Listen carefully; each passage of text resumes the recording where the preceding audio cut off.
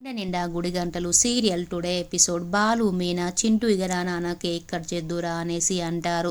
అప్పుడు చింటూ వాళ్ళ అమ్మమ్మతో అమ్మని రమ్మనవా అనేసి అంటాడు. అప్పుడు సుగుణ అమ్మ అంటున్నాడు, అసలు రోహిణి ఇంట్లోనే ఉంది అని బాలు మీనాకి తెలిస్తే ఇంకేమైనా ఉందా అనేసి తనేమో టెన్షన్ పడుతూ ఉంటుంది. అప్పుడు ఆ ఫంక్షన్కి వచ్చిన వాళ్ళు కళ్యాణి వచ్చిందా అనేసి అడుగుతారు. అప్పుడు బాలు మీనా అమ్మ మీ కూతురు వచ్చిందా అమ్మ అనేసి అడుగుతారు. అప్పుడు సుగుణ రాలేదు అని చెప్తుంది. బాలు మీనా సుగుణని కొంచెం బయటకు తీసుకెళ్ళి అమ్మ అసలు మీ కూతురు ఎప్పుడు వస్తుందమ్మా, చింటూ మాత్రం అమ్మ అనేసి అంటున్నాడు. అసలు అలా అంటుంటే మాకే బాధగా అనిపిస్తుందమ్మా, ఎప్పుడు వస్తుందమ్మా మీ కూతురు అనేసి అడుగుతారు.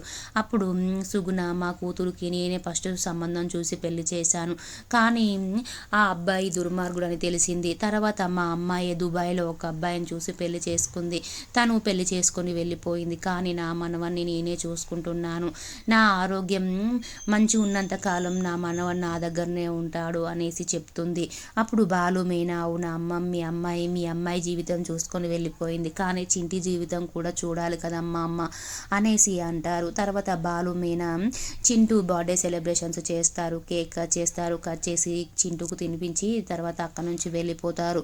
గుడికి వెళ్తారు బాలు మీనా. వెళ్ళిన తర్వాత అక్కడ ఇద్దరు మనం చింటూని దత్తత తీసుకుందామండి, ఆ అమ్మ ఆరోగ్యం బాగోలేకపోతే మళ్ళీ చింటూ ఒంటరి అయిపోతాడు, మనము తనని దత్తత తీసుకొని తనని మంచిగా చదివిద్దామండి అనేసి మీనా అంటుంది. అలాగే బాలు కూడా సరే మీనా అనేసి అంటాడు. తర్వాత గుడిలో దేవుడి దగ్గర 2 చిట్టీలు వేద్దాం, మనం దత్తత తీసుకోవద్దా అనేసి అనుకుంటారు.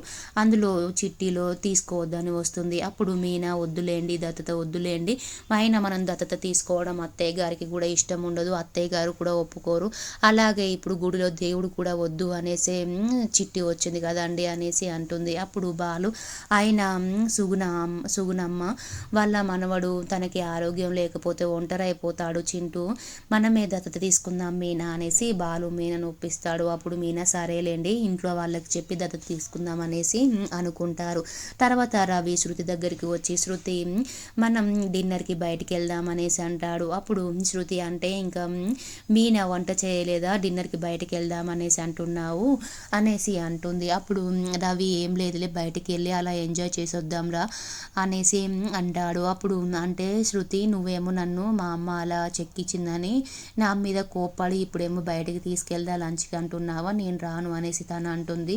తర్వాత రవి ప్లీజ్ శృతి రావచ్చు కదా అనేసి అంటాడు. అప్పుడు శృతి సరేలే ఫస్ట్ షాపింగ్కి వెళ్దాం, తర్వాత లంచ్కి వెళ్దాం, మళ్ళీ హైదరాబాద్ మొత్తం ట్రిప్ వేద్దాం, ఎంజాయ్ చేసి వద్దాం అనేసి తను అంటుంది. తర్వాత రవి అంటే ఇవన్నీ చేయాలా, ఎన్ని డబ్బులు ఒడిపిస్తావు అనేసి అంటాడు. అప్పుడు శృతి నేనే పెట్టుకుంటానులే డబ్బులు, అయినా నువ్వు నన్ను ఎప్పటికీ ఇలాగే తిడుతూ ఉండు, తిడితేనే నువ్వు బయటకు తీసుకెళ్తావు కదా అనేసి ఇద్దరు నవ్వుకుంటారు, హ్యాపీగా ఉంటారు. తర్వాత శృతి అలాగే రవి కిందకు వస్తారు. బాలు మీనా అలాగే సత్యం మనోజ్ రోహిణి అలాగే అందరూ ఉంటారు. అప్పుడే ప్రభావతి ఇంటికి వస్తుంది. ప్రభావతి డ్యాన్స్ స్కూల్ పెడుతుంది. ప్రభావతి డ్యాన్స్ స్కూల్లో ఒక అమ్మాయి అలాగే ఒక అబ్బాయి ఇద్దరు డ్యాన్స్ స్కూల్కు వస్తారు. వచ్చిన తర్వాత వాళ్ళిద్దరికి బట్టలు ఇస్తుంది ప్రభావతి, కానీ వాళ్ళిద్దరు మాత్రం ప్రేమించుకుంటారు, అది ప్రభావతికి తెలియదు. ప్రభావతి వాళ్ళిద్దరికి బట్టలు ఇస్తుంది. తర్వాత ప్రభావతి డ్యాన్స్ వాళ్ళకి నేర్పిస్తుంది. నేర్పించిన తర్వాత ప్రభావతిని ప్రేమ్ కుమార్ అనే ఒక అబ్బాయి డ్యాన్స్ క్లాస్కి వస్తాడు. ఆ అబ్బాయిని ప్రభావతి ఇంటికి డ్రాప్ చేయడానికి వస్తాడు. వచ్చిన తర్వాత ప్రభావతి బండి మీద ఇంట్లోకి అంటే బయటకు వస్తుంది. వచ్చిన తర్వాత ప్రేమ్ కుమార్ అమ్మ అంటే మాస్టారు నేనే మీ బ్యాగ్ తెస్తాను, హ్యాండ్ బ్యాగు, మీరు నడవండి ముందు అనేసి అంటాడు. అప్పుడు ప్రేమ్ కుమార్ వాళ్ళ ఇంట్లోకి వస్తాడు. వచ్చి మాస్టర్ ఇదిగోండి బ్యాగు అనేసి అంటాడు. అప్పుడు ఇంట్లో వాళ్ళందరూ మాస్టర్ అనేసరికి షాక్ అవుతారు. బాలు అంటే నువ్వు మాస్టర్ అయిపోయావా అమ్మా అనేసి అంటాడు. అప్పుడు ప్రభావతి ఇప్పుడు మా డ్యాన్స్ స్కూల్కి ఒక 10 మంది దాకా వస్తున్నారు, నీకు తెలుసా బాలు అనేసి అంటుంది. అప్పుడు ఆ అబ్బాయి ప్రేమ్ కుమార్ మాస్టర్ గారు మీరు పొద్దున్న సాయంత్రం నేనే డ్రాప్ చేస్తాను, నాకు ఒక ఫోన్ చేయండి అనేసి అంటాడు. అప్పుడు ప్రభావతి నా పెద్ద కొడుకుకి కారు ఉంది, తను తీసుకొస్తానులే బాబు అనేసి అంటుంది. అప్పుడు ప్రేమ్ కుమార్ సరే మాస్టారు మీ ఇష్టం, మీరు ఎప్పుడు ఫోన్ చేస్తే నేను వస్తాను అనేసి అక్కడి నుంచి వెళ్ళిపోతాడు. తర్వాత మనోజ్ నేనే పెద్ద బిజినెస్ మ్యాన్ని అనేసి బాలుని తక్కువ చేసి మాట్లాడతాడు. అప్పుడు మీనా ఊరుకోకుండా అసలు నువ్వెందుకు ఎందుకు అలా మాట్లాడుతున్నావు, మా ఆయన గురించి తక్కువ, నువ్వేమైనా తక్కువనా, 40 లక్షలు ఎత్తుకుపోయావు, నా బంగారం ఎత్తుకుపోయావు అనేసి అంటుంది. అప్పుడు రోహిణికి కోపం వస్తుంది. రోహిణి ఏం మాట్లాడుతున్నావు మీనా అనేసి అంటుంది. అప్పుడు మీనా మీ ఆయన మా ఆయనని తక్కువ చేసి మాట్లాడే మీది కరెక్టేనా రోహిణి అనేసి అంటుంది.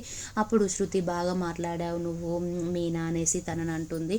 తర్వాత ప్రభావతి కోపం వస్తుంది. ఏ మీనా ఎందుకు అలా నోర్లేస్తుంది నీది అనేసి అంటుంది. అప్పుడు మీనా మరి మా ఆయనని తక్కువ చేసి మాట్లాడడం నాకు ఇష్టం ఉండదు, ఎందుకు మాట్లాడాలి, మా ఆయన 2 కార్లు కొన్నాడు, ఒక కారేమో వాళ్ళ ఫ్రెండ్ని తోలుకోమని ఇచ్చాడు, ఇంకొక కారు తనే నడుపుతున్నాడు, తను ఏమైనా తక్కువనా, తను నిజాయితీగా బతుకుతున్నాడు అనేసి చెప్తుంది. అప్పుడు అందరూ షాక్లో ఉంటారు, అసలు మీనా ఏంటి ఇలా మాట్లాడుతుందని.